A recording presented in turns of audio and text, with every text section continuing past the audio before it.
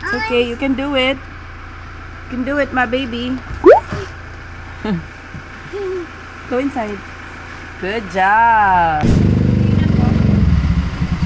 Yay! Say good morning. Yay! Where's my coffee? May ano pa yata yun? Di ba may ano pa doon? Tatlo lang, yung kay Sab na lang. Ito yung sa akin, yung malaki. Oh, bigay mo yung coffee jelly, ang gagastos nitong mga kasama ko eh. Tanggalin mo nga, ang hirap.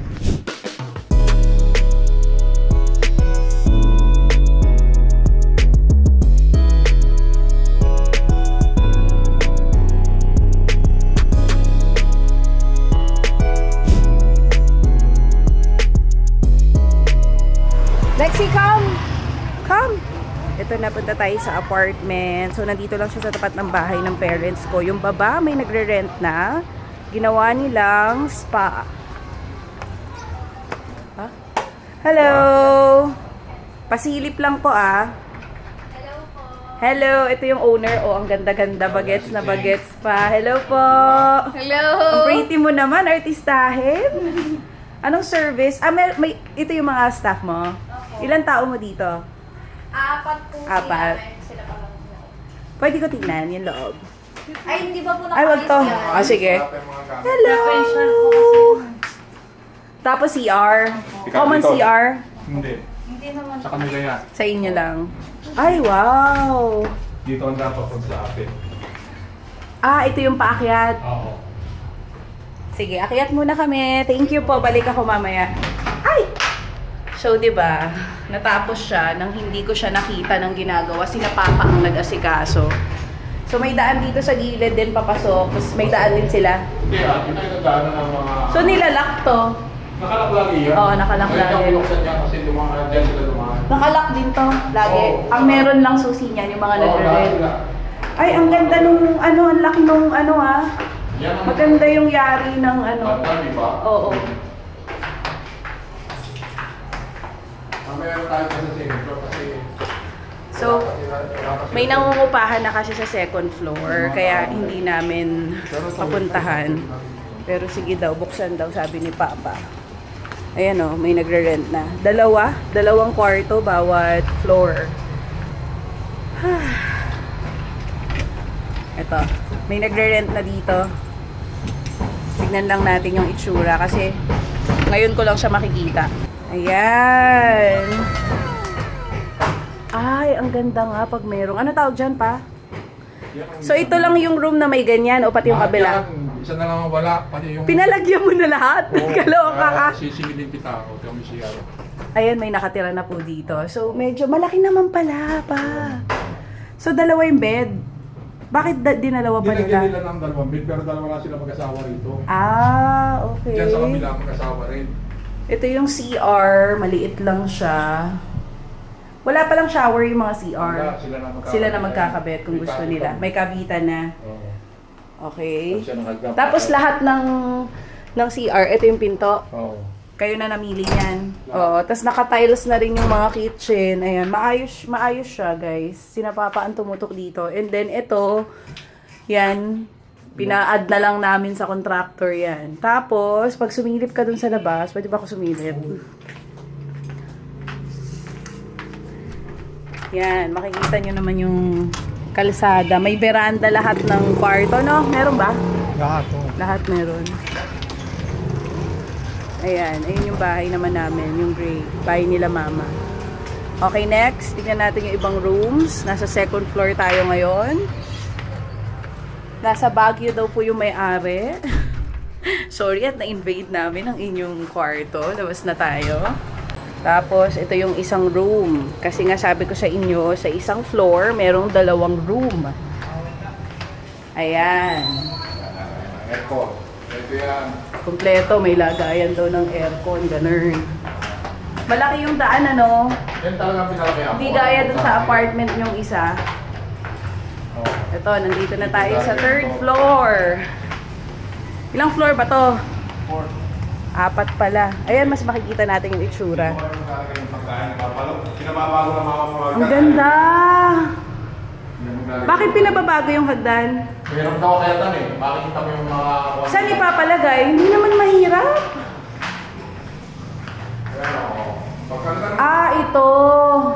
Bakit paano ba yung hagdan nung nasa baba? Hindi ganyan. Saan mo ilalagay yung hagdan? Dito? Sisikip. Makikita mo. So, same lang yung itsura. Merong, anong tawag ba dyan? Mezzanine.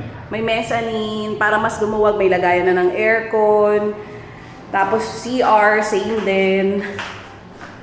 Ayan, tapos yung kitchen nila, sink. Pati yung mga singo. Okay. Wala pa to. Kasi ito ang huling gagawin sa Lunes. Oo, gagawan din ng mezzanine. Oo, dito naman. So may mga magre-rent na rin. Ang laki pala pa eh. Ang laki. No? Oo. Malaki pala eh. Ayan o. CR. CR din. Tapos ganun pa rin. Same din ng ano. Ayan, oh. Ay, nakalak. Okay na yan. Ay, tulak pala palabas. Palabas lahat ang bukas niyan. Kasi hindi pwede paloob. Ayan. Tapos ito, yung itsura nyo from outside. Meron siya mga parang bato-bato. Nag-hire din kami dito ng ano, architect. Hindi na interior designer, architect na lang. Para 'di ba maayos pa rin yung itsura ng bahay. Ayan. So, may veranda lahat. Nasa 3rd floor na tayo, guys.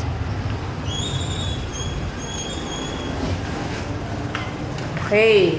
So, again, same lang halos lahat ng pattern sa bawat floors. 2 rooms, bawat floor. Ito, nasa final floor na tayo. Ang original pala nito, dapat 3rd floor lang. Pero pina-add na namin ng isa pa. Kasi sayang naman. Dahil yung gusto ni Mama. Yun daw ang gusto ni Mama. We are on the final floor. Ayan. Yan ang ganda. Oh. May mga bintana kasi sa gilid eh. Ay, oo nga pa. Yung hagdanan kasi niyan. Tama. Tapos pwede pa nilang gawing storage yung ilalim. Tama si Mama. May additional pag nagpaganyan. Wala na. Kayo na gumastos nun. Pero yung Kasi nung una, ayoko sanang palagyan yan. Pero tama nga si Papa. Mas mamamaximize nung uupa kung may mezzanine. Kasi doon na sila matutulog. Tapos ayan o. Maganda nga yung hagdan na ganito. Tapos yun. CR pa rin, guys. Ayan. kaya wala kasi akit ng sasakyan. And Hello. Oh, ito yung Tao? nag-rent dito. Oh. may nagre-rent na? Oh, siya. Hello! Oh, yan. May nagre-rent na ba? Oh, siya. Akala ko dalawa pa lang sa second Oo, floor. kaya lang, hindi pa sila makalipat dahil wala pang building. Hello po. Wala pang kuryente. Taga saan kayo dati? Taga dyan. Diyan lang po. Ilan kayo? Dalawang anak, kasama po. Dalawang anak. Ingatan mo na lang yung bata ha, kasi mataas eh. Malalaki High na. school lang. Okay. Oo, wag lang yung mga sobrang Dito bata. ang pinakamaganda, tiyan mo. Kailan kayo lilipat? Pagka okay na po, sabihin nila ni Kuya. Okay. Ito ang pinakamaganda. Maganda na ito. Pinataasan mo pala to, mas safe Oo, na. yun. Nalulula pa rin ako. Nakakalula pa. Pwede, hindi Diyos ka ko, day, nalulula ako. Diyos ko, day. Sarap nga. Hindi ka nalulula. Hindi, nung una nalulula ako. Kaya gusto ko. Sumilip na kami ni Ate Jen, nasusuka daw siya. Hindi ako Si Mama? Opo. Paano gagawin nyo? Dito kayo sa taas ng mister mo, tapos yung mga bata sa baba. Hindi po, sila po dyan. Tapos kayo sa baba, oo. Saan ba kayo dati nagre-rent? Dyan lang po katabi kanila Mika. Okay. So, ito yung apartment, 'di ba? Tapos yung kabilang bahay na yon, nakuha din yun nila Mama. So, puntahan natin. Kasi may computer shop na daw doon. Tignan natin, lagi daw madaming tao. So, ito yung amin ni Mike. And then, ito yung kina Mama. Pasukin natin. Baka may aso. Tara! Kuya Joey, pasukin natin. Mauna ka. Mauna ka para kita ka sa vlog. Dali! Oh. Hello! Okay nga. Ang dami.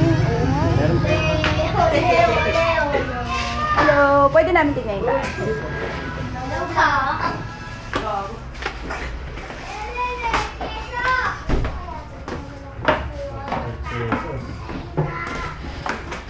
Mas maliwanag dito. Ang dami nga. Ang daming computer lang. Sabi yan.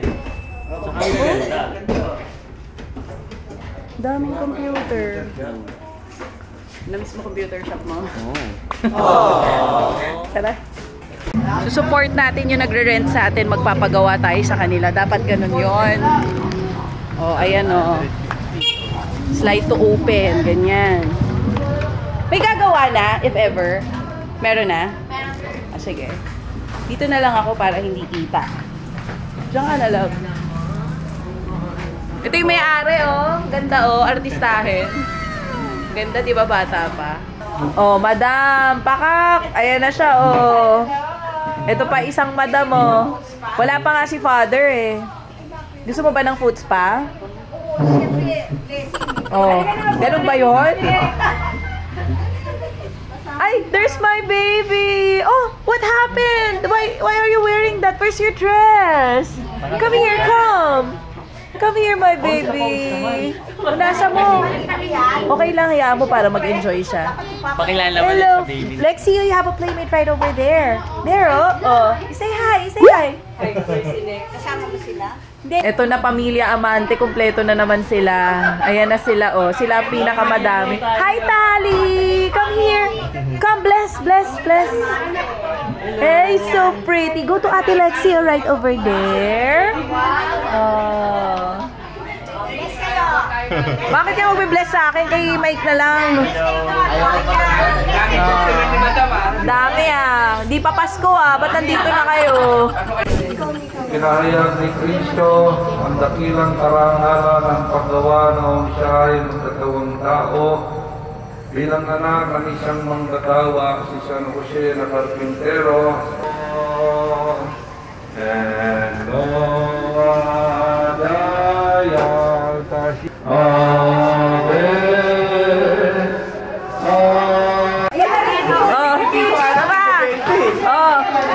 Go!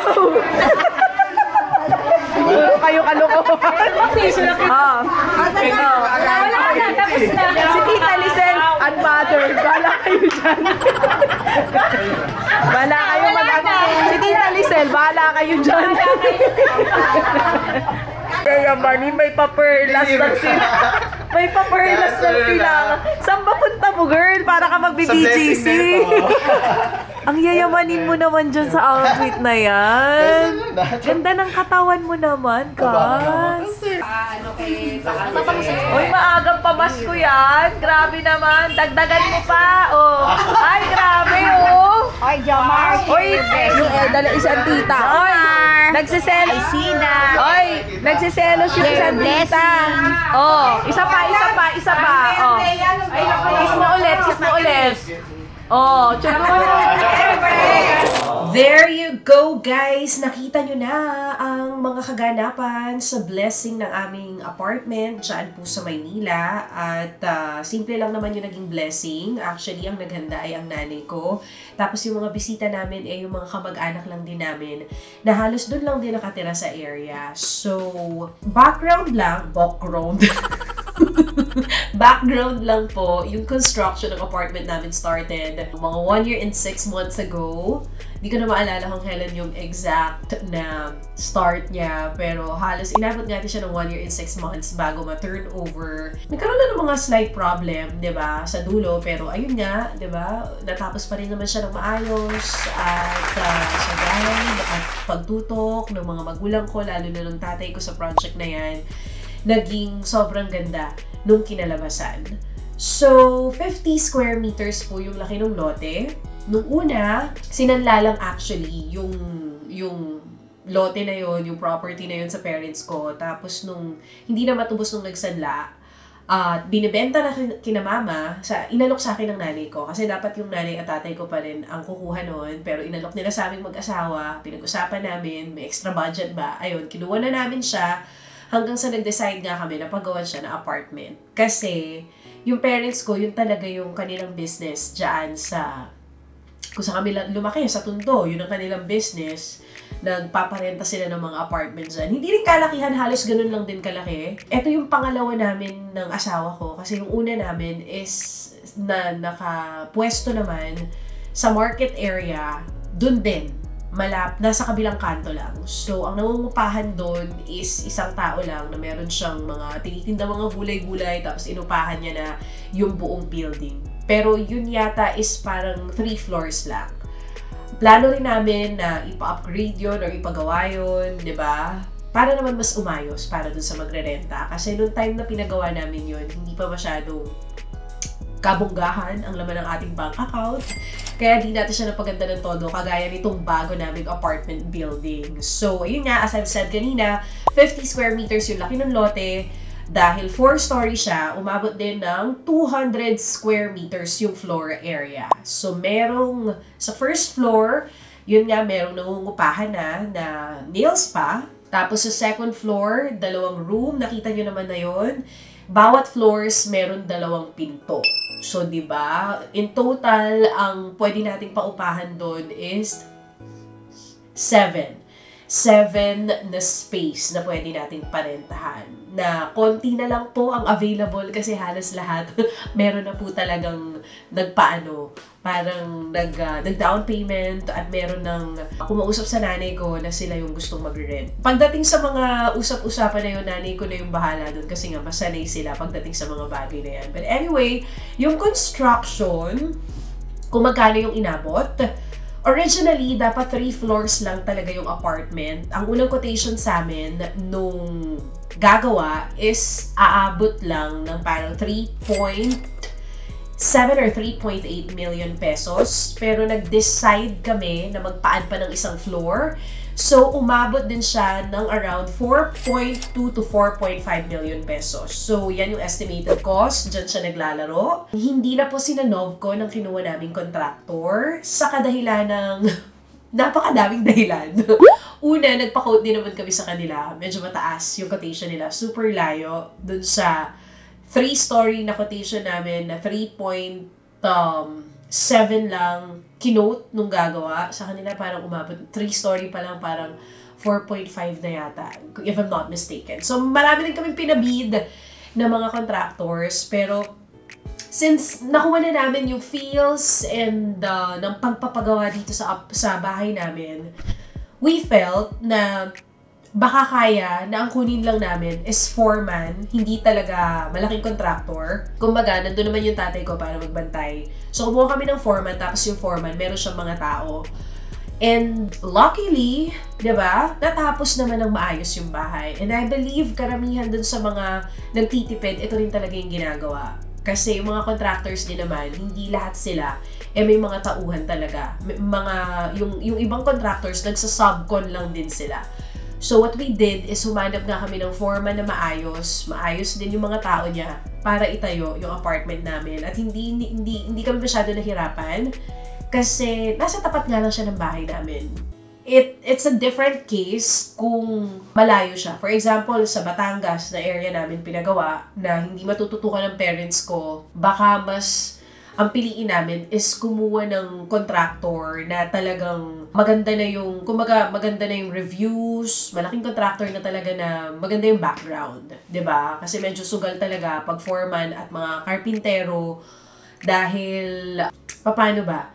Siyempre, iba, 'di ba? Iba pagka mga contractors na talaga. Though, here's the thing, kaya malaki o maliit na contractor ang kunin nyo, o mag-decide kayo na foreman, tapos may mga karpintero, I think, lagi siyang risk. Kasi hindi talaga natin sigurado kung kailan tayo lolokohin, kung tatakbuhan ba tayo, kung guguyoin ba tayo. So it's really a risk, no?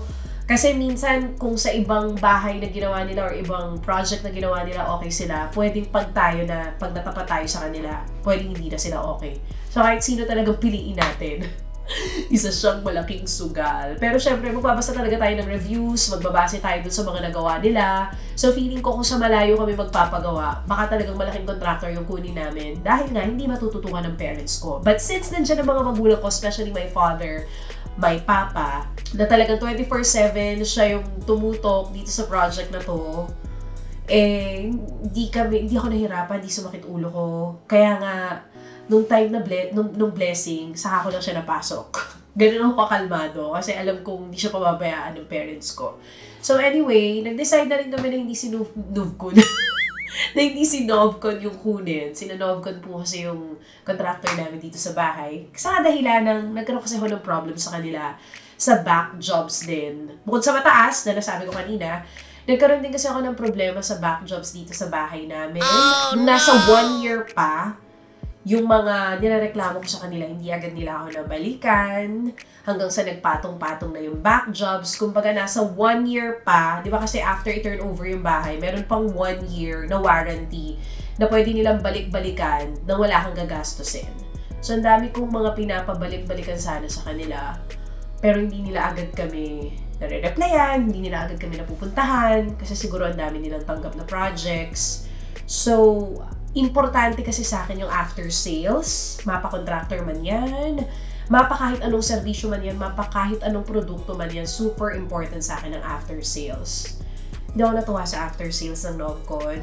That is why, nag-decide na kami ng asawa ko na huwag na lang sila yung kunin. Pero feeling ko kung naging maganda yung after sales nila sa amin, siguro kahit mataas yung kuha nila, baka, alam mo yun, nagdalawang isip pa kami. Pero dito hindi kami nahirapan dahil hindi nga naging maganda yung end namin, dahil paulit-ulit kami tumatawag para sa mga kailangan pang gawin, pero di na sila nagpaparamdam, MIA, ginusting nila kami. So, kaya ganun ang nangyari. But, buti na lang, may tinira pa akong 50,000 pesos pag turnover ng bahay. Ang gusto pa actually ng asawa ko nung una ay ibigay na sa kanila ng buo. Kasi syempre pag turnover ng bahay, di mo pa agad makikita kung ano yung mga problema, di ba?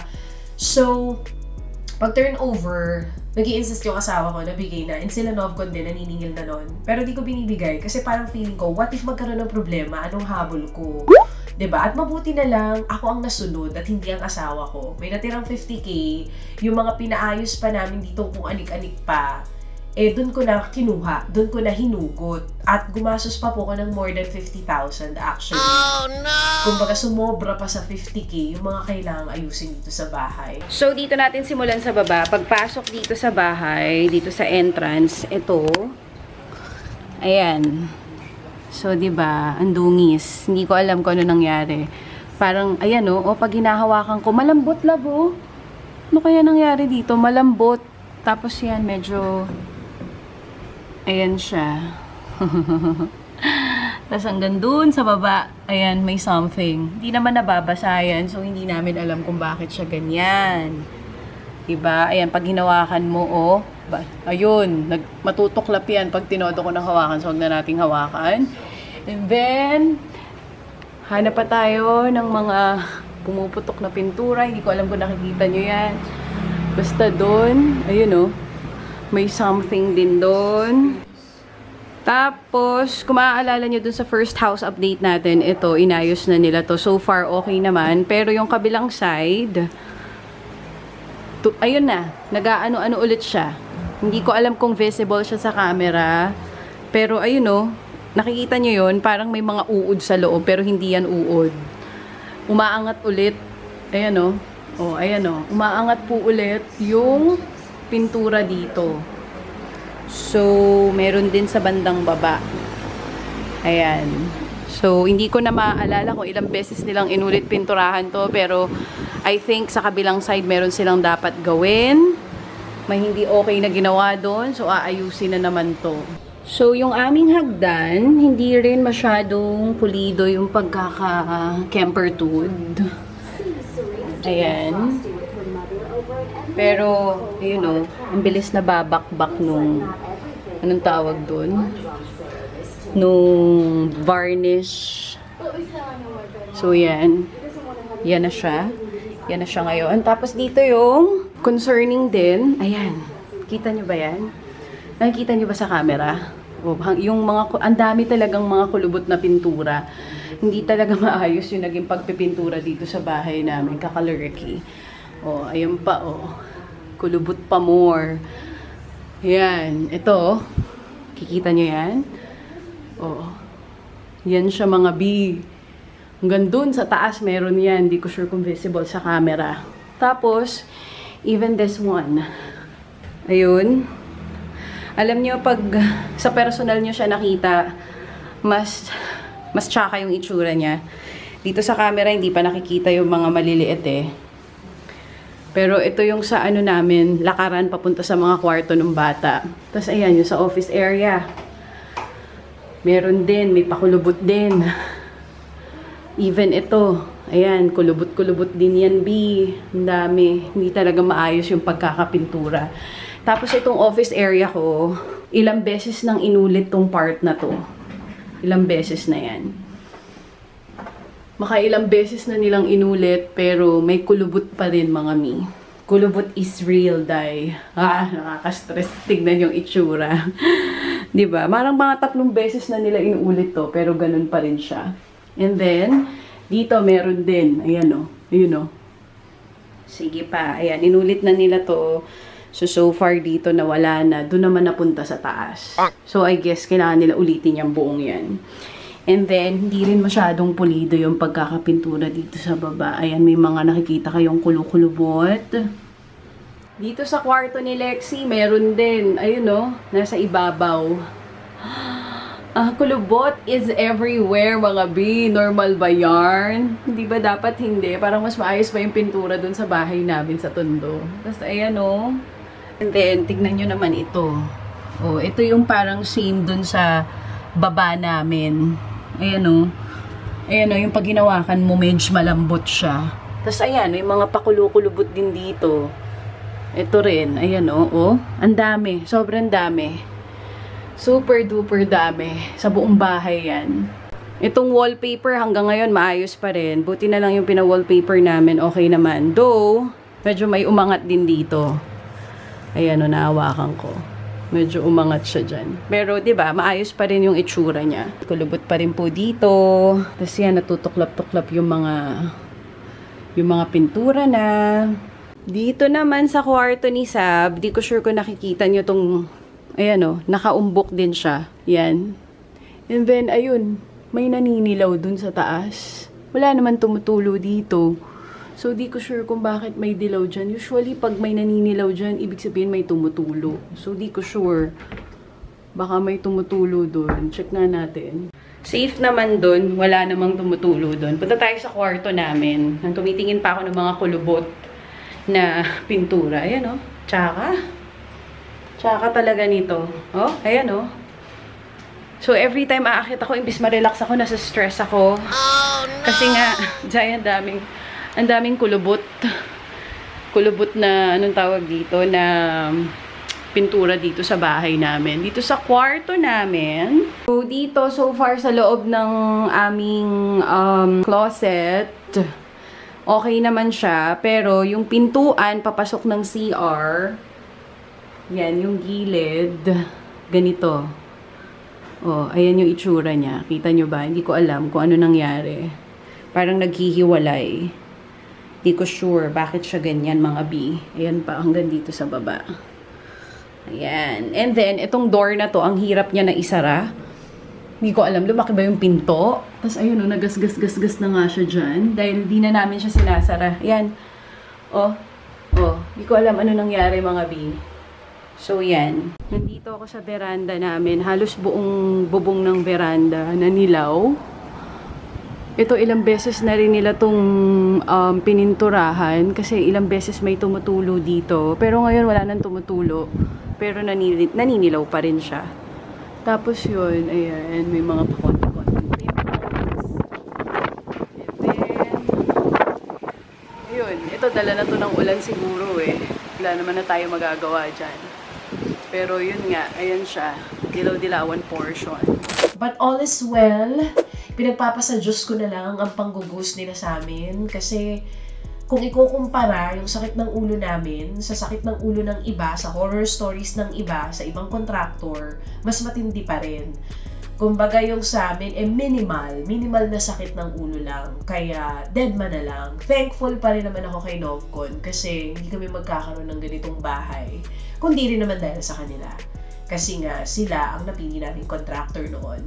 Ang iniisip ko na lang, at lagi sinasabi sa akin ng asawa ko, alam nyo naman, the Dragona in me, inside of me, ay lumabas. So mga panahong hindi nila ako nire-replyan, pero sabi na lang sa akin ng asawa ko, hayaan mo na, kasi mas marami naman silang nagawang maganda at hindi matatapos yung bahay natin at di tayo magkakaroon ng ganitong bahay, kundi rin dahil sa kanila. Which is true. Pero yun nga, after sale service, sana ayusin nila. Kasi major yun for me. Major yun. Diba, guys? Hindi porke nabigay na yung pera, na-turn over na yung bahay, dead machine na sa clients. But anyway, baka naman sa akin lang sila ganun, baka sa iba hindi. So, kung sa kanila kayo magpapagawa, ay suggest na lang na pag turnover ng bahay, make sure may mga 100,000 to 150,000 muna kayong iiwan, mga ganyan. Para just in case di sila mag-reply sa inyo, o di meron kayong pampagawa, diba? Sa akin kasi 50 ang naiwan, tapos inabuno-ubunuhan ko na lang yung mga kailangang abunuhan dito. So, moving on, dito naman sa aming designer, kung bakit hindi na sila headroom ang kinuha namin is because of the cost. Dahil medyo nagtitipid na kami dito sa apartment building, talagang hindi pumayag ang asawa ko na si headroom ang kunin. Medyo mataas kasi talaga yung cost nila. Ma-high-end halos kasi lahat din ng mga projects na hinahawakan nila. Mas maraming high-end. Gumahawak din naman sila ng hindi high-end, pero yung price nila kasi baka hindi talaga kayanin kasi very tight yung budget for the apartment building. Oo. Actually, nahiya lang din ako humingi ng discount kay Andrew, pero feeling ko humingi ako ng discount, bibigyan ako ng discount ng headroom eh. So Andrew, alam mo na. Kat, alam mo na, sa next project natin, bigyan niyo ako agad ng discount. So, yung architect ng bahay na to, his name is Vince. Freelance architect siya. Siya yung nag-design ng bahay ng cousin ko at ng jowa ng cousin ko. Doon ko sila nakilala. He's okay. Hindi siya kamahalan. Saktong-sakto yung presyo niya at magaling siya. So, I feel like pag medyo tight yung budget namin on our next project, kukunin namin siya. Kasi bukod sa magaling siya, mura din siya. So, ayan. If you want his number, just kindly PM me on Instagram. Or siguro lalagay ko na lang dito yung number ni Vince para makontak niyo siya. Anyway, ayun. Yun, si Vince, yung kinuha naming architect dun sa apartment. Simple lang, pero naging maganda yung kinalabasan. Ang dami ko na agad chika. Inabot nakikita ko kung ilang minuto na itong mga chika ko na ito. Para sa mga nagpaplano na magpagawa ng apartment building dyan or even ng bahay, pwede nyo gawin yung ginawa namin, which is kumuha na lang ng foreman at yung foreman na merong mga trusted na tao ng mga karpintero, electrician, and all that, pwede nyo gawin yun kasi so far, basta may tututok na tao. Yung tao dapat natututok, may alam din pagdating sa house construction. Since ito yung business ng parents ko at ilang beses na rin sila nakapagpatayo ng apartment, kaya hindi nahirapan yung tatay ko tutukan. Kasi kung ang tututok, wala rin alam sa paggawa ng bahay, mahihirapan kayo. Kailangan nyo po talaga ng contractor. Pero again, kung merong may experience sa paggawa ng bahay na tututok, pwede nyong gawin yung ginawa namin. Mas makakamura kayo. Kasi pina-estimate namin dun sa foreman itong bahay namin just in case sila yung gumawa. And die, malaloka kayo. Minus 2 million pesos kung rumekta kami sa kanila. O, diba? Pero okay na rin. Okay na rin yun kasi tapos na. Wag ko na siya pang hinayangan. Okay, ayun pala, bakit nga pala nag-decide kami na apartment ang gawing investment or pasuking business? Sabi ko nga sa inyo, hindi naman ito yung first time na nagpatayo kami ng apartment. This is our second one. And by God's grace, hopefully, may kasunod pa. Kasi, idol ko kasi yung mga magulang ko. Alam nyo yun, kahit na parehong, yung tatay ko nag-retire na sa pagsisiman, tapos yung nanay ko hindi na din nag-work, hindi sila nakaasa sa aming mga anak. And I want Mike and I to be like that. Na pagtanda namin, hindi kami poproblemahin ng mga anak namin. And I think yun ang reason kung bakit ito yung pinasok namin. Kasi wala masyadong problema eh, diba? Pag nakatayo na, yun nga, kukubra ka na lang ng pera na lang kung masakit sa ulo yung magre-renta sa'yo. So, gusto ko maging kagaya ng magulang ko na pagdating ng panahon na malalaki na sina Sab at Lexi, hindi nila kami iintindihin. Ang iintindihin lang nila ay ang sarili nila. Diba? Pang ano namin to, kumbaga, pang retirement namin tong dalawa. Pagdating ng time na hindi na malakas kumita, meron kaming pwedeng sandalan. At doon ko nakita na maganda talaga siya. Kasi ngayong mga magulang ko, kaming magkakapatid, yung sinusweldo namin, sa amin lang. Nagbibigay kami, of course, pero hindi namin sila sagot monthly. Sagot ng mga magulang ko ang sarili nila. At gusto rin nila yun. Kasi nga, ayaw nila na maging burden sa amin. So, gusto ko, ganun din ako sa mga anak ko, na pagtanda namin, hindi nila kami iisipin kasi kaya namin to stand, diba, sa sarili naming paa. kahit pa dumating yung panahon na hindi na kami kalakasan kumita. So, di ba? #life goals. Ganon ang gusto ko. Ang ginagastos ko lang sa mga magulang ko, yung kunwari, pag lalabas kami, kakain kami, pag Christmas, or pag birthday nila, bibigyan ko sila ng pera, o kaya out of town, out of the country, mga ganyan. Pero, nako, mga magulang ko hanggang ngayon, minsan sila pa yung nagdadala ng groceries ko dito. Kumbaga, sa edad nila, kahit hindi na sila pareho nagtatrabaho, may pumapasok pa ring income. At ang ganda, di ba? Kasi hindi mo po problemahin kung saan ka kukuha ng pangkain mo bukas. Pagka napag-isipan mo ng maayos kung saan mo dadalhin yung pera mo. Ayun, sana nakatulong ako sa inyo, lalo na yung mga nagpaplano na magpatayo ng apartment or ng bahay. Sana nakatulong sa inyo tong vlog na ito. And if you're still on the dreaming part, kumbaga nasa ka palang pag-iipon part, then just keep on working hard, keep your faith na in God's perfect time, ibibigay din sa'yo at mangyayari din ang lahat. Kasi ako naniniwala talaga ako na kapag para sa'yo, ibibigay sa'yo ni Lord. Pero pag hindi makakabuti para sa'yo, huwag ka na umasa, hindi talaga ibibigay ni Lord yan. Or kung makakabuti man, pero di pa rin binigay sa atin, magsasama ang loob natin. Siguro may mas magandang plano ang Diyos para sa atin. So, I'm still in awe. Wow, awe. A-W-E. Search na lang sa Google kung ano yan. Kung di pa rin ako makapaniwala na yung mga bagay na pinapangarap ko namin noon, ng asawa ko, because we started na makitira sa bahay ng parents ko. Tapos, diba, nag-renting kami sa Banawe ng isang studio type na kwarto, nag-condo, hanggang sa ito nagkaroon ng bahay, at nagkaroon na ng mga business, nagkaroon na ng apartment. Hindi ako makapaniwala that we are here.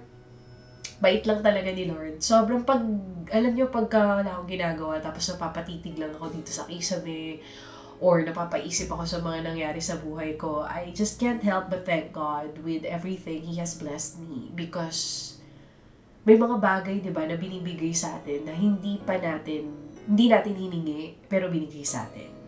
So, magsasama talaga loob natin pag may hiningi tayo, tas hindi sa atin binigay. Kasi mas maraming binigay ang Diyos sa atin na hindi naman natin hiniling, pero ibinibigay niya. Yung paggising pa lang natin araw-araw, malaking blessing na po yun.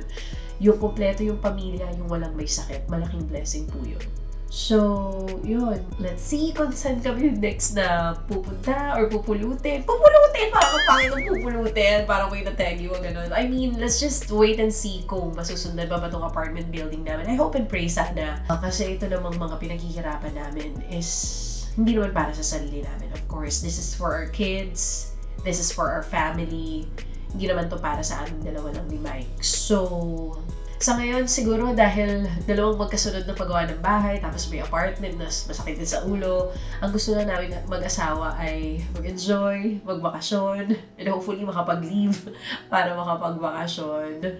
So, ayan, ang dami ko na chika. Sana na-enjoy niyo po ang video na ito. Let me know kung meron kayong mga questions sa comment section. Please do let me know kung ano mga katanungan yan. And I will be more than willing to help you all.